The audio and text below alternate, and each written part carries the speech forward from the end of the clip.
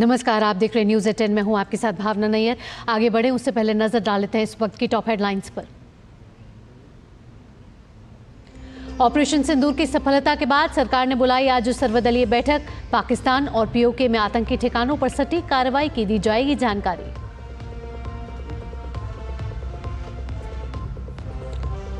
भारत की सैन्य कार्रवाई से बौखलाया पाकिस्तान। कुपवाड़ा, बारामूला, उरी और अखनूर में एलओसी के पार चलाए तोप और हथियार।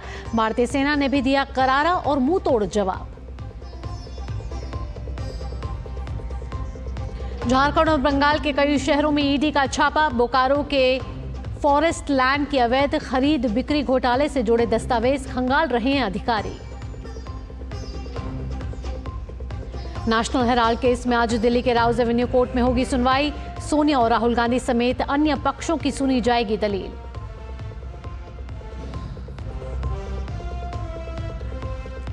और अमेरिकी राष्ट्रपति डोनाल्ड ट्रंप आज करेंगे बड़े व्यापार सौदे की घोषणा। ट्रुथ सोशल प्लेटफॉर्म पर कहा, एक बड़े और सम्मानित देश के साथ होगी समझौते पर चर्चा। और इस वक्त की बड़ी खबर पर नजर डाल लेते हैं। उत्तराखंड से खबर आ रही है। चार धाम यात्रा से एक दुखद खबर सामने आ रही है। उत्तराखंड के गंगनानी में एक हेलीकॉप्टर क्रैश हो गया है। हेलीकॉप्टर यमुनोत्री से गंगोत्री के लिए तीर्थ यात्री लेकर जा रहा था। पायलट समेत कई लोगों के हताहत होने की खबर है। गंगवानी में हेलीकॉप्टर क्रैश हुआ है। दुर्घटना की सूचना पर बचाव और राहत दल मौके पर पहुंच चुका है। आपको बता दें कि हेलीकॉप्टर एरो ट्रांस कंपनी का था। बताया ये भी जा रहा है कि ये कंपनी पहली बार चारधाम यात्रा में हेलीकॉप्टर उड़ने के लिए आई थी। ये तस्वीरें आपके सामने, जहां हेलीकॉप्टर क्रैश की ये तस्वीरें। उत्तराखंड के सीमांत जनपद उत्तरकाशी में बड़ा हादसा हुआ है। गंगनानी के पास एक हेलीकॉप्टर क्रैश हुआ है।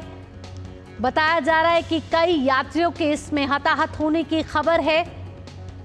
आपको बता दें कि इन दिनों उत्तराखंड में चारधाम यात्रा चल रही है और ये हेलीकॉप्टर तीर्थ यात्रियों को लेकर जा रहा था। राहत और बचाव कार्य का काम शुरू हो चुका है। हेलीकॉप्टर में सवार 7 लोगों में से 6 की मौत हो चुकी है। एक घायल बताया जा रहा है। उत्तरकाशी में गंगनानी के पास ये हेलीकॉप्टर क्रैश हुआ है। दुर्घटना स्थल पर पहुंचते ही रेस्क्यू का काम शुरू हो चुका है। 7 में से 6 लोगों की मौत की खबर बताई जा रही है। पायलट समेत इन तीर्थ यात्रियों की मृत्यु की दुखद खबर सामने आ रही है। एक तीर्थ यात्री घायल बताया जा रहा है। बताया जा रहा है कि ये प्राइवेट कंपनी का हेलीकॉप्टर था। हेलीकॉप्टर का नाम एरो ट्रिंक था। इस समय दुर्घटना स्थल पर पुलिस, आर्मी फोर्स, आपदा प्रबंधन क्यूआरटी और साथ साथ एम्बुलेंस और राजस्व की टीम वहां पहुंच चुकी है। उत्तरकाशी के गंगनानी में यह हादसा हुआ है। एक बड़ा हादसा। चारधाम यात्रा चल रही है और ऐसे में हेलीकॉप्टर एक गंतव्य से दूसरे गंतव्य तक पहुंचाने में मदद करता है। ऐसे में ये प्राइवेट कंपनी का हेलीकॉप्टर जो पहली बार चारधाम की यात्रा कराने के लिए आया था, ऐसे में क्रैश हो गया है और मौके पर इस समय राहत और बचाव कार्य जारी है। और जहां गंगनानी में यह हादसा हुआ है वहां की दूरी करीब 50 किलोमीटर है और पहाड़ी और दुर्गम स्थान होने की वजह से रेस्क्यू टीमों को ऐसे स्थानों में पहुंचने में थोड़ा समय ज़रूर लग रहा है, लेकिन राहत और बचाव कार्य शुरू हो चुका है। एक दर्दनाक हादसा, बड़ा हादसा उत्तरकाशी में, जहां हेलीकॉप्टर दुर्घटनाग्रस्त हुआ है और हेलीकॉप्टर गंगनानी के पास जंगल में क्रैश हुआ है। उत्तरकाशी जिला प्रशासन ने पुष्टि कर दी है कि जंगल के पास ये हेलीकॉप्टर क्रैश हुआ है। तस्वीरें आप सभी के सामने स्क्रीन पर हैं,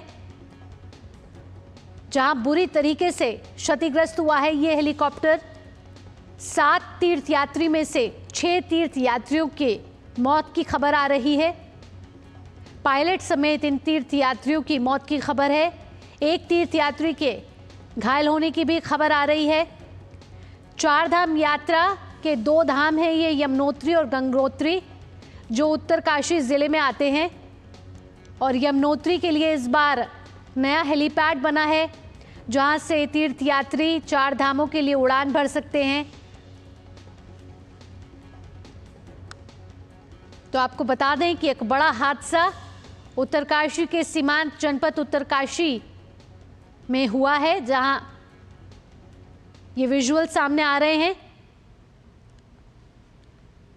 जहां 7 तीर्थयात्री में से 6 तीर्थयात्रियों के दुखद मौत की खबर आ रही है। एक तीर्थयात्री के घायल होने की भी खबर है।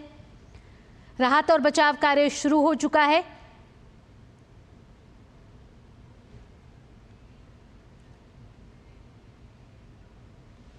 इस समय हमारे साथ फोन लाइन पर हमारे संवाददाता जुड़ चुके हैं, देवेंद्र रावत। देवेंद्र, हेलीकॉप्टर क्रैश होने के कारणों का कुछ पता चल पाया, और जो एक तीर्थयात्री घायल है उसे किस अस्पताल में इस समय भर्ती कराया गया है, और रेस्क्यू और ऑपरेशन का कार्य किस तरीके से आगे चल रहा है? देखिए, भटवाड़ी में एसडीआरएफ की जो टीम है और स्थानीय पुलिस है और स्थानीय लोग हैं, वो मौके पे पहुंच गए हैं। रेस्क्यू हो रहा है, और जैसा कि एक घायल को अस्पताल पहुंचाने की जानकारी आ रही है। साथ ही देखिए, कुल 6 इसमें जो थे, जो पैसेंजर्स थे, उनकी इसमें डेथ हुई है। मैं आपको बता दूं, इसमें जो 4 पुरुष थे, 2 महिलाएं थे, जबकि एक पायलट से थे। उनका नाम रॉबिन सिंह बताया जा रहा है, और इनमें जो 4 यात्री थे वो मुंबई के रहने वाले थे और 2 आंध्र प्रदेश के रहने वाले हैं। तो देखिए, क्योंकि पहाड़ी है, यमुनोत्री की धाम की तरफ ये जा रहे थे, और बताया जा रहा है कि ये जो प्राइवेट कंपनी थी, पहली बार ये जो है वो 4 धाम यात्रा में अपनी हेली सेवाएं मुहैया करा रही थी। तो इसमें अभी प्रारंभिक रूप से अभी किसी प्रकार की, देखिए, प्रशासन की तरफ से कोई जानकारी नहीं आई है कि कारण क्या था, क्या मौसम की वजह से था या कोई तकनीकी खराबी आई थी। तो इस पर अभी जो है कोई जानकारी नहीं है, कोई टिप्पणी नहीं है प्रशासन की तरफ से। लेकिन देखिए, जो पहला जो कोशिश है प्रशासन की तरफ से कि जो भी वहां पे राहत है उसे जो है वो सब जो डेड बॉडीज हैं वो उन्हें जो इकट्ठा लिया जा सके और उनके गंतव्य तक पहुंचाया जा सके, उनके परिजनों तक पहुंचाया जा सके। तो फिलहाल जो है प्रशासन, देवेंद्र, यहाँ आपको रोकना चाहेंगे। उत्तराखंड के मुख्यमंत्री पुष्कर सिंह धामी ने भी एक्सपर्ट ट्वीट किया है। उत्तरकाशी के गंगनानी के समीप हेलीकॉप्टर क्रैश में कुछ लोगों के हताहत होने का अत्यंत दुखद समाचार प्राप्त हुआ है। राहत एवं बचाव कार्य के लिए एसडीआरएफ और जिला प्रशासन की टीमें तत्काल घटनास्थल पर पहुंच चुकी है।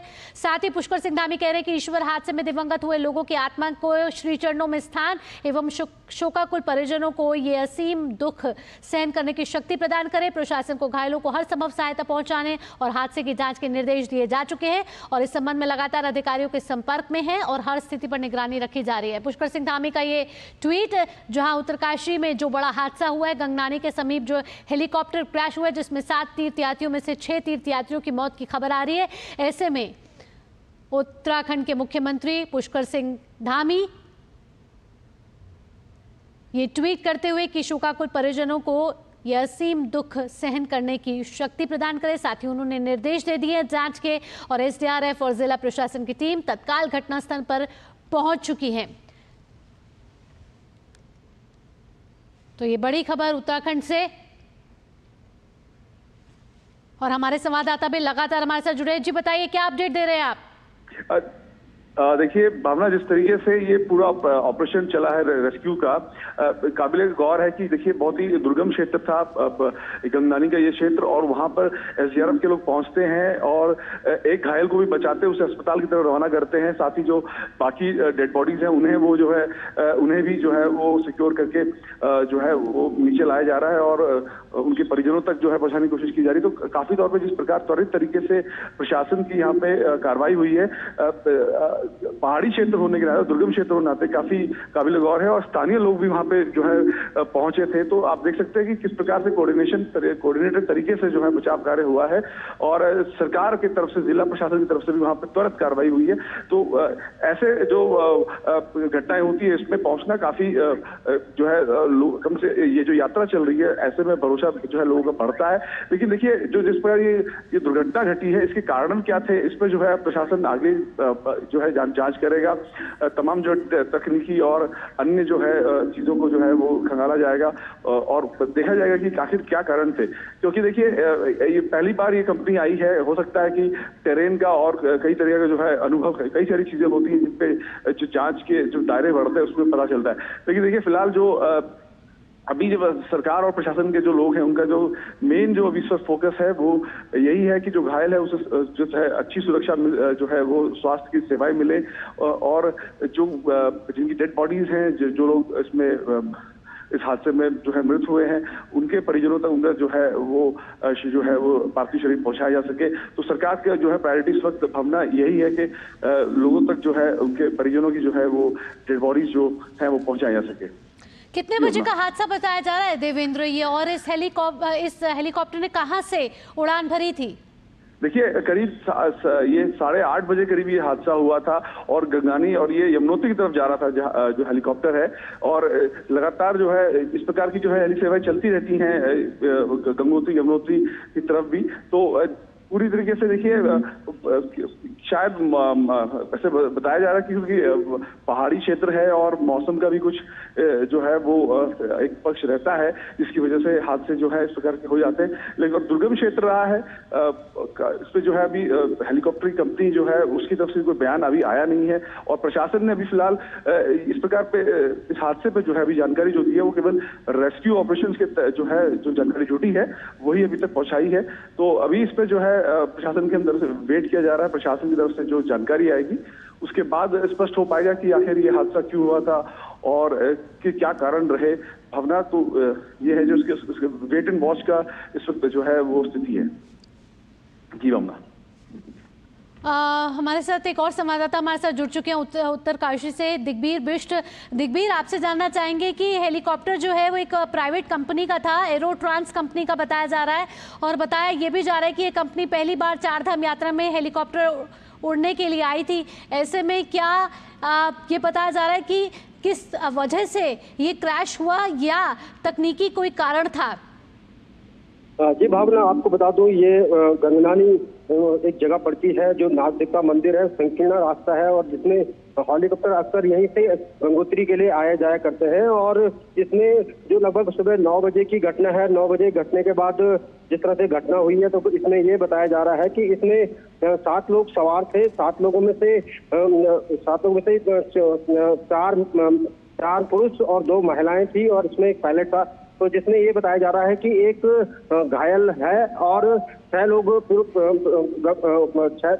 की मतलब इस तरह से बताई जा रही है। और अभी जो एक घायल है, घायल को अभी उसकी पुष्टि नहीं हुई है और आपदा प्रबंधन और एसडीआरएफ और पुलिस प्रशासन मौके पे है। तो जो घायल है उनको जिला अस्पताल में लाने का प्रयास किया जा रहा है। तो अभी जो क्रैश हुआ है हेलीकॉप्टर, इसके अभी कारणों का पता नहीं चल पाया है। तो कहीं न कहीं जिला प्रशासन और आपदा प्रबंधन अभी मौके पे है। तो अभी देखना होगा कि किस तरह से जानकारियां आती है। इसके साथ साथ उत्तराखंड के मुख्यमंत्री ने भी इस हादसे को लेकर दुख जताया, साथ ही साथ कहा है कि जांच के निर्देश भी दे दिए हैं। ऐसे में तस्वीरें भी सामने आ रही हैं दिग्बीर, और तस्वीरें बता रही हैं कि कितनी बुरी तरीके से ये हेलीकॉप्टर क्षतिग्रस्त हुआ है, क्योंकि जंगल में इसका मलबा मिला है, साथ ही साथ मृतकों के शरीर भी जो है वो मिले हैं।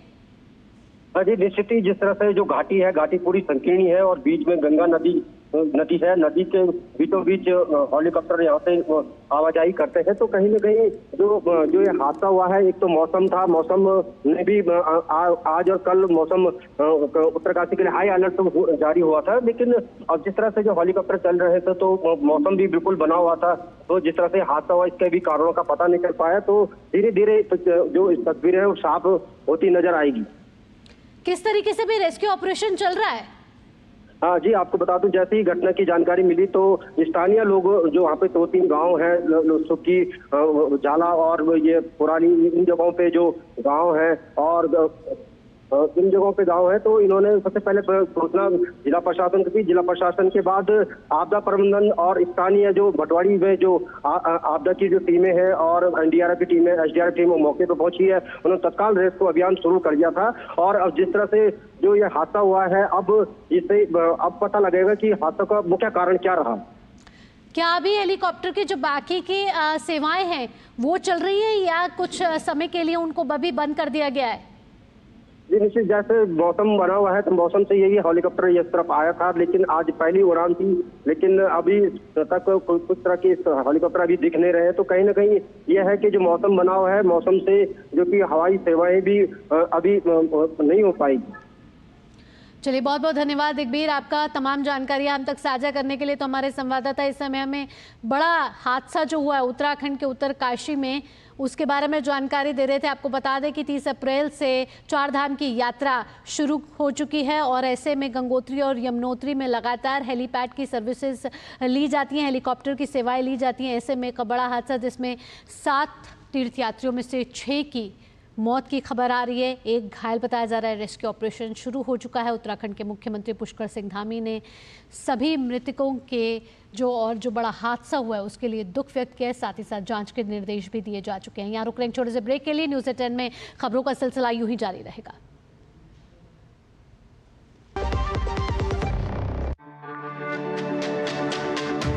मेरी पसंद, मेरी पसंद, मेरी पसंद, मेरी पसंद,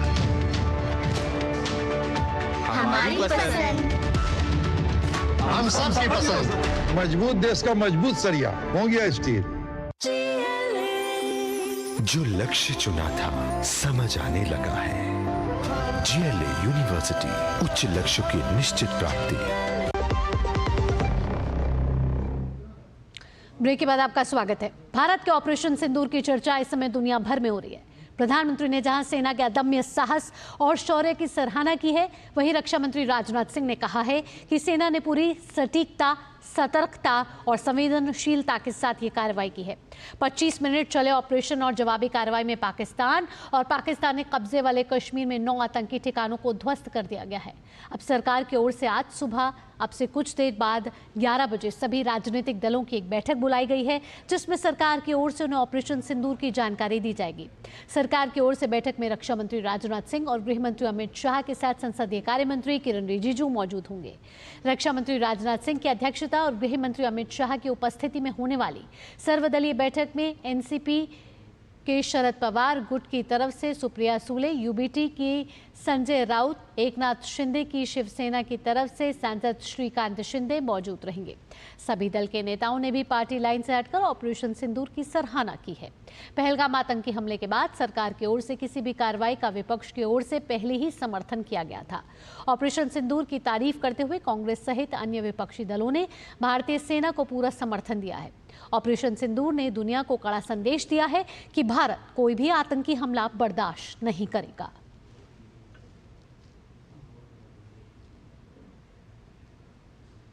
भारतीय सशस्त्र बलों के ऑपरेशन सिंदूर के बाद भारत सरकार ने बड़ा फैसला लिया है।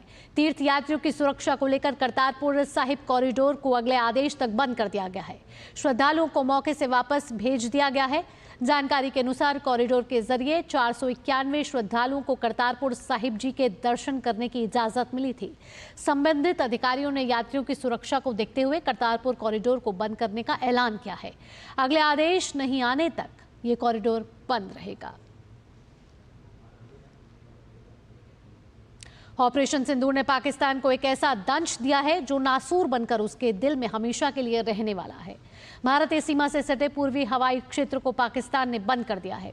इसके अलावा कल आधी रात के बाद एक बार फिर आतंकिस्तान ने संघर्ष विराम का उल्लंघन किया। पाकिस्तानी सेना की चौकियों ने जम्मू कश्मीर के कुपवाड़ा, बारामूला, उरी और अखनूर क्षेत्रों में नियंत्रण रेखा के पार छोटे हथियारों और तोपों का इस्तेमाल करते हुए बिना उकसावे के गोलीबारी की। भारतीय सशस्त्र बलों ने बिना उकसावे की गई गोलीबारी का प्रभावी ढंग से जवाब दिया।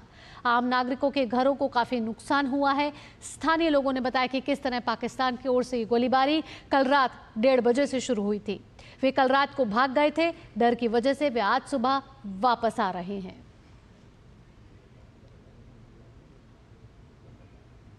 हम बहुत शलिंग हुई, हम उधर सोए थे, हमारे बच्चे भी सोए थे, हम ऐसे सोए थे, हमें कोई पता नहीं। जब हमें आवाज़ आई हम बाहर खड़े हुए, जैसे हम खड़े हुए ऐसे ही गोला हमारे मकान पर गिर पड़ा। हमारे बच्चे, हमारियाँ बहुएं सब जख्मी हैं। शीलिंग इतनी हुई कि किसी कहने की बात ही नहीं। शीलिंग में हमारा बहुत नुकसान हो गया। एट ए टाइम 2 गोले पड़े हमारे मकान के ऊपर। बच्चे छोटे छोटे 2 बच्चे जख्मी हो गए हैं और फिर भी भाभी है वो भी जख्मी हो गई है। 1-1:30 बजे से ये शेलिंग शुरू हुई है रात को। तो हम लोग भाग गए, रात शाम को कल भाग गए डर के मारे, तो अभी सुबह हम वापस आ रहे हैं। बहुत ख़राब माहौल था यहाँ 2 मकान 3 मकान ही उड़ गए, डैमेज हो गए। ये बड़ी हैवी शेलिंग हुई है और बहुत नुकसान हुआ है हमारा इधर पार। ये पूरा मकान एक डैमेज हो गया और पार गांव में बड़ा नुकसान हुआ है और मकान पूरे उड़ गए हैं। ये देखो ना आप साइड पे जाके, और ये देखो ना शीशों की हालत क्या है, बड़ी बुरी हालत हुई है। इधर लोगों के मकान टूट गया, किसी का हुआ, मेरे घर के पास पड़ा वो बारी के शीशे वगैरह टूट गए सब। तो कल बोला वो रास्ते से वापस चले गए, कोई नहीं गया उधर ऊपर। जम्मू कश्मीर के पुंछ सेक्टर में पाकिस्तान की ओर से हुई गोलीबारी में भारतीय सेना के लांस नायक दिनेश कुमार शहीद हो गए हैं। 5 फील्ड रेजिमेंट के दिनेश कुमार के सर्वोच्च बलिदान को भारतीय सेना की ओर से भावभीनी श्रद्धांजलि अर्पित की गई। आपको बता दें कि 7 मई को पाकिस्तानी सेना की गोलीबारी के दौरान लांस नायक दिनेश कुमार ने अपने प्राण न्यौछावर कर दिए।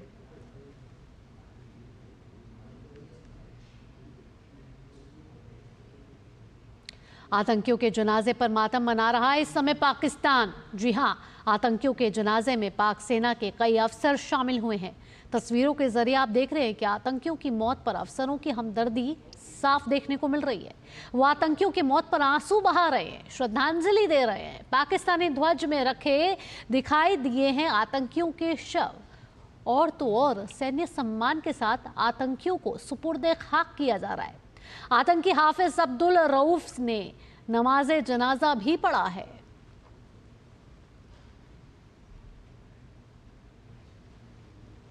पाकिस्तान अपनी हरकतों से बाज नहीं आ रहा है। वो लगातार भारत के बारे में भ्रामक बातें फैला रहा है। पीआईबी फैक्ट चेक ने यह खुलासा किया है कि पाकिस्तानी हैंडल से एक पुराना वीडियो साझा कर झूठा दावा किया गया है कि ये भारतीय सेना है जो अपने सैनिकों के शवों को वापस लाने के लिए एलओसी पर सफेद झंडे लहरा रही है, जबकि पीआईबी के मुताबिक असल में सितंबर 2019 के इस पुराने वीडियो में पाकिस्तानी सेना अपने मृत सैनिकों के शवों को वापस लाने के लिए एलओसी पर सफेद झंडे लहरा रही है।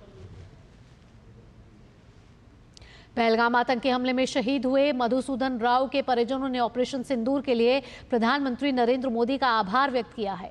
उन्होंने कहा कि यह हमारे परिवार के लिए बड़ी खबर है।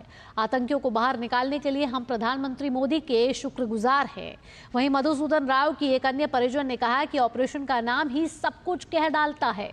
प्रधानमंत्री का उन्होंने आभार जताया है और भारतीय सशस्त्र बलों ने कई परिवारों की तरफ से ये बदला लिया है। इसके लिए प्रधानमंत्री मोदी का वे धन्यवाद कर रहे हैं।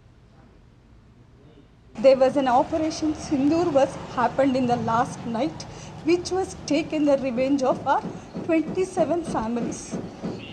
The name itself is telling that Operation Sindoor. We are thanks to Modi and also all the 27 families. So thanks a lot, Modi ji. It's really great news to our families whoever suffered due to this Pahalgam attack. And really we are very thankful for you for these efforts which you have put to bring out these terrorists. We are thinking that this is a beginning, and definitely Modi ji government will make it more like impacting the economy of the Pakistan, and definitely there should not be any terrorist attack in future in India. बढ़ते आगे, ED की team आज सुबह से झारखंड के रांची और बोकारो समेत पश्चिम बंगाल में कई जगह छापेमारी कर रही है। ईडी की यह छापेमारी बोकारो में हुए फॉरेस्ट लैंड की अवैध खरीद बिक्री को लेकर की जा रही है। जानकारी के मुताबिक सुबह ईडी की टीम सबसे पहले रांची के कांके रोड स्थित श्रीराम गार्डन अपार्टमेंट में पहुंची और वहां एक फ्लैट में छापेमारी शुरू की। खबर के मुताबिक रांची में ईडी की टीम बिल्डर विवेक नरसरिया के ठिकानों पर छापेमारी कर रही है। इसी के साथ न्यूज़ 10 में फिलहाल इतना ही। अगला कार्यक्रम आप देखेंगे खबरों का सरपंच न्यूज़ पंच, मेरी सहयोगी कृतिका के साथ। फिलहाल के लिए मुझे दीजिए अनुमति। नमस्कार।